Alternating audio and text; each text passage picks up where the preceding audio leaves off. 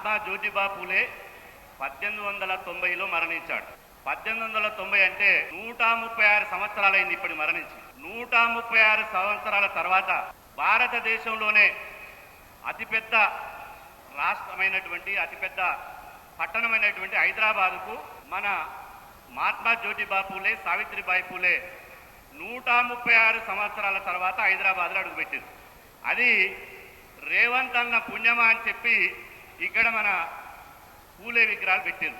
ఇవాళ ఒక రాష్ట్ర ముఖ్యమంత్రి అయి ఉండి మొదటిసారి పూలే విగ్రహం ఎక్కడ పెడతారో నేనే స్వయంగా చూస్తా అని చెప్పి ఇవాళ ఇక్కడ ఈ నెక్లెస్ రోడ్డుకి వచ్చి అర్ధగంట సేపు పరిశీలన చేసి మొత్తం భవిష్యత్తులో 100 సంవత్సరాలు పూలే విగ్రహం ఒక టచ్ కూడా ఒక వెహికల్ కూడా ఇక్కడ రావద్దు అట్లా బ్రహ్మాండంగా పెట్టాలని చెప్పి ఇన్స్ట్రక్షన్ ఇచ్చి ఇవాళ ఇంత పెద్ద ఎత్తున బ్రహ్మాండంగా విగ్రహం పెట్టినటువంటి రేవంత్ అన్న గారికి గట్టిగా చప్పట్ల ద్వారా ఇవాళ ధన్యవాదాలు తెలియజేయాలి.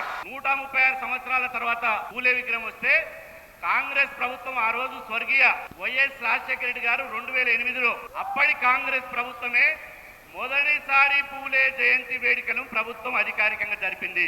ఆ తర్వాతనే పూలే ఇవాళ వెలుగులోకి వచ్చిండు. కాంగ్రెస్ ప్రభుత్వమే జరిపింది. ఇది మేము చరిత్ర ఎందుకు చెప్తున్నంటే 2008లో మొట్టమొదటి మహాత్మా జ్యోతిబా పూలే జయంతి ఉత్సవాల కమిటీ చైర్మన్ నేనే, నా అధ్యక్షతనే జరిగింది. అప్పటి కాంగ్రెస్ ప్రభుత్వం జయంతి జరిపితే ఇప్పటి కాంగ్రెస్ ప్రభుత్వం రేవంత్ అన్న, మహేష్ అన్న, బట్టన్న, పొన్నమన్న ఇవాళ బ్రహ్మాండంగా ఒక చరిత్రాత్మకంగా చరిత్రలో నిలిచిపోయే విధంగా ఇవాళ మన బీసీల ఐకాన్లు, మన ఆత్మ గౌరవానికి ప్రతీకలు మహాత్మా జ్యోతిబా పూలే సావిత్రిబాయి పూలే విగ్రహాలు పెట్టారు. కాబట్టి యావత్తు బీసీ సమాజం నుంచి తెలంగాణలోని 2.5 కోట్ల మంది బీసీ ప్రజల పక్షాన మీకు ధన్యవాదాలు తెలుపుతున్నామని చెప్పి సందర్భంగా తెలియజేస్తున్నా.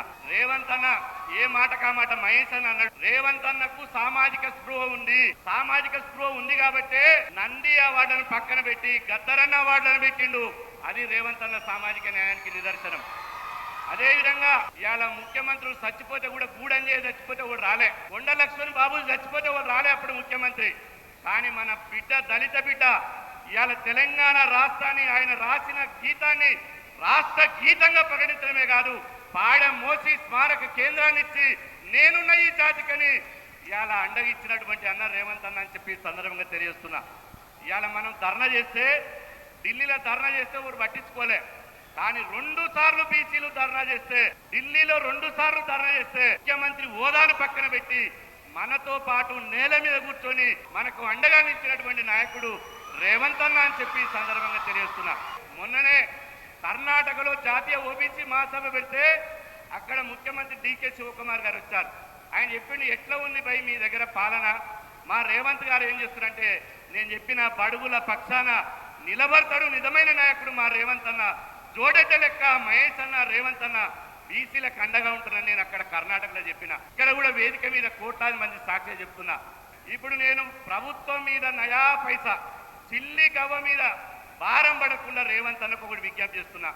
కామారెడ్డి డిక్లరేషన్ లో మేము అధికారంలోకి వస్తే ప్రభుత్వ కాంట్రాక్టుల్లో 42% రిజర్వేషన్ పెడుతున్నారు.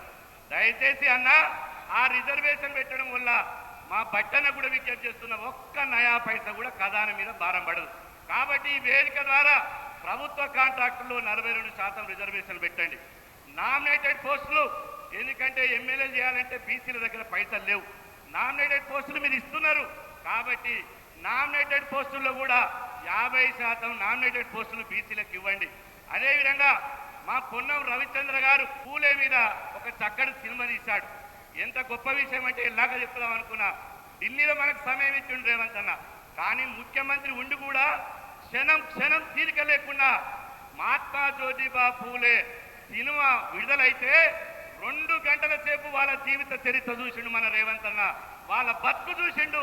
కాబట్టే చెప్తున్నా అన్న ఆ వినోద పన్ను రద్దు చేసి పాఠశాలలో విద్యార్థులు గురుకులాల్లో ఆ పూలే సినిమాను మీరు అనుమతించవలసిందిగా నేను విజ్ఞప్తి చేస్తున్నా. ఇవాళ అన్న మహేష్ అన్న, బట్టన్న, పొన్నమన్న, రేవంత్ అన్న నేతృత్వంలో మనకెప్పుడు లేని కుల సంఘాల కార్పొరేషన్ వేసారు. ఆ చైర్మన్లు అందరూ ఈయన కూర్చురు. మా బీసీ నాయకుడు మాది మాట్లాడతాడా వాళ్ళు అనుకుంటున్నారు. కాబట్టి వాళ్ళ గొంతు నా గొంతుగా నేను ప్రభుత్వాన్ని విజ్ఞప్తి చేస్తున్నా. మీకు ఇన్ని కార్పొరేషన్ల చైర్మన్లు ఫెడరేషన్లు చేసారు, ధన్యవాదాలు. కాబట్టి వాళ్లకు పైసలు ఉంటేనే, నిధులు ఉంటేనే, 10 రూపాయలు ఉంటేనే సాయం చేయొచ్చు.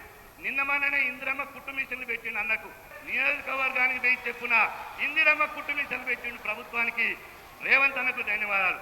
కానీ రేపు వాళ్ళు లోన్లు తీసుకునే దగ్గర బీసీ ఇయ్యాల వాళ్ళకు లేవు కాబట్టి, పైసలు లేవు కాబట్టి ముఖ్యమంత్రి అన్న ఉప ముఖ్యమంత్రి అన్న ఇక్కడ ఉండు కాబట్టి కార్పొరేషన్లకు నిధులు, విధులు, ఫెడరేషన్లకు నిధులు ఇవ్వాలని చెప్పి సందర్భంగా తెలియజేస్తూ, దయచేసి మీరు బీసీల పక్షపాతిగా ఉండండి, చరిత్రలో మీరు నిలిచిపోతారని చెప్పి, బీసీ సమాజం మీకు అండగా ఉంటుందని చెప్పి సందర్భంగా తెలియజేస్తూ, మరొకసారి ఈ బృహత్తరమైన కార్యక్రమాన్ని ఏర్పాటు చేసి నగరం నడిబొడ్డున మా ఆత్మను అక్కడ నిలబెట్టినటువంటి మీకు ప్రత్యేకంగా ధన్యవాదాలు తెలుపుతూ